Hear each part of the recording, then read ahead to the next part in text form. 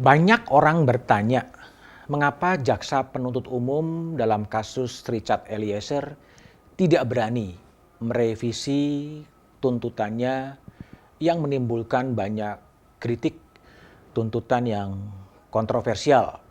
Padahal kesempatan untuk merevisi tuntutan terbuka saat jaksa mengajukan replik. Replik itu adalah tanggapan atas pembelaan yang disampaikan oleh penasihat hukum maupun oleh Richard sendiri. Saat menuntut, jaksa menuntut tuntutan 12 tahun penjara terhadap Richard Eliezer karena Richard disebut sebagai eksekutor, terlibat dalam pembunuhan berencana, tetapi jaksa seakan mengabaikan bahwa Richard adalah penguak fakta. Banyak kemudian kritik yang dialamatkan kepada jaksa atas tuntutan yang sungguh tidak adil, menimbulkan kritik yang sangat keras, dan Richard Eliezer sendiri mengatakan bahwa dia merasa dikorbankan oleh jaksa, dan kemudian karena sikap jujurnya membuka kasus ini kemudian dia dimusuhi. Itu adalah sebenarnya momentum bagi jaksa untuk kemudian bisa merevisi tuntutannya di replik. Tapi kenyataannya tidak, ya, meskipun kalau dilihat dalam repliknya jaksa mulai mengakui bahwa ada peran besar dari Richard Eliezer, bahkan Richard disebut sebagai membuka kotak Pandora. Membuka kasus ini bisa sampai ke pengadilan itu adalah karena peran dari Richard Eliezer. Tapi jaksa menyebutkan ada dilema yuridis. Dilema yuridis ini bisa saja dalam bahasa umum cukup bingung sebetulnya. Bingung dia. Pada satu sisi mengakui bahwa Richard Eliezer adalah sosok yang mengungkapkan fakta, sosok yang berani bersikap jujur dan mengungkap fakta. Tapi pada sisi lain Richard Eliezer dikonstruksikan sebagai eksekutor. Itu yang membuat jaksa disebutkan sebagai mengalami dilema yuridis. Dilema yuridis juga bisa diartikan bahwa tuntutan terhadap Richard ini datang dari penuntut umum tertinggi, yaitu Jaksa Agung. Sehingga jaksa kemudian memilih tetap menuntut 12 tahun penjara dan selanjutnya mempersilahkan kepada hakim untuk menjatuhkan putusan. Pertanyaannya kemudian, apakah pernah ada jaksa yang kemudian merevisi tuntutannya setelah tuntutannya kemudian menimbulkan protes, menimbulkan kritik yang bertubi-tubi? Kalau mau dilihat di peristiwa tahun 2021 dalam kasusnya Valencia di Pengadilan Negeri Karawang, sama halnya ketika Valencia dituntut ke pengadilan, jaksa menuntut 1 tahun penjara atas kasus KDRT, ribut antara Valencia dengan keluarganya, terjadi kehebohan dan kemudian kasus itu ditarik ke Kejaksaan Agung dan kemudian Jaksa Agung membentuk tim eksaminasi dan kemudian Jaksa Agung mengambil alih kasus itu dan kemudian Jaksa Agung kemudian tim dari Kejaksaan Agung kemudian merevisi tuntutan dari tuntutan 1 tahun menjadi tuntutan bebas. Dan hakim pun kemudian membebaskan Valencia. Tapi kenapa itu kemudian tidak terjadi dalam kasusnya Richard Eliezer?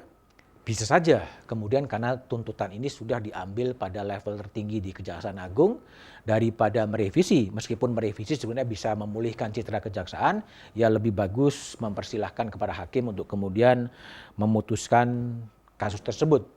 Masyarakat pun kemudian tergerak, banyak sejumlah aktivis, sejumlah akademisi kemudian membuat apa yang disebut sebagai amicus curiae. Itu adalah sahabat-sahabat pengadilan. Mereka berkirim surat kepada Ketua Majelis Hakim untuk meneriakkan rasa keadilan. Di antaranya adalah Profesor Dr. Sulistyowati Irianto. Ini adalah guru besar dari Universitas Indonesia yang kemudian berkirim surat kepada Majelis Hakim untuk meneriakkan keadilan versi dari para akademisi. Sudah cukup banyak guru besar yang kemudian terpanggil menyampaikan amicus curiae kepada Majelis Hakim yang kira-kira berharap dan mengatakan bahwa tanpa kejujuran dari Richard Eliezer kasus ini tidak akan pernah terungkap. Itu yang pertama. Yang kedua, ada relasi kuasa yang timpang. Tidak mungkin seorang Richard Eliezer kemudian berani menolak perintah atasan yang 18 tahun tingkat pangkatnya lebih atas. Jadi harapannya adalah bagaimana Richard Eliezer mendapatkan hukuman yang lebih ringan dibandingkan dengan terdakwa yang lain. Yang menarik dari Aliansi Akademis Indonesia adalah menulis demikian. Eliezer adalah kita. Membela dia adalah memperjuangkan akses keadilan sosial, keadilan substantif bagi seluruh masyarakat Indonesia, terutama bagi kelompok rentan, dan memberi pembelajaran berharga bagi para mahasiswa hukum yang sedang belajar di Fakultas Hukum seluruh Indonesia. Eliezer adalah kita. Saya setuju bahwa Eliezer adalah kita semua. Eliezer adalah cermin dari kejujuran yang selalu diperjuangkan oleh bangsa ini. Bangsa ini membutuhkan banyak penguak fakta lain untuk membongkar kejahatan-kejahatan yang mungkin belum terungkap. Ketika penguak fakta itu kemudian dituntut lebih berat, tentunya ini bisa membuat penguak fakta itu cemas dan khawatir, karena bukan hanya dia menjadi pahlawan, bukan dia menjadi martir, bukan dia mendapatkan penghargaan, tapi justru dia dicampakkan. Kalau penguak fakta kemudian tidak dihargai dan malah dihukum berat, akan susah. Kejahatan-kejahatan yang selama ini terjadi di bawah permukaan akan terungkap. Akankah hakim merespon? Kita tunggu saja.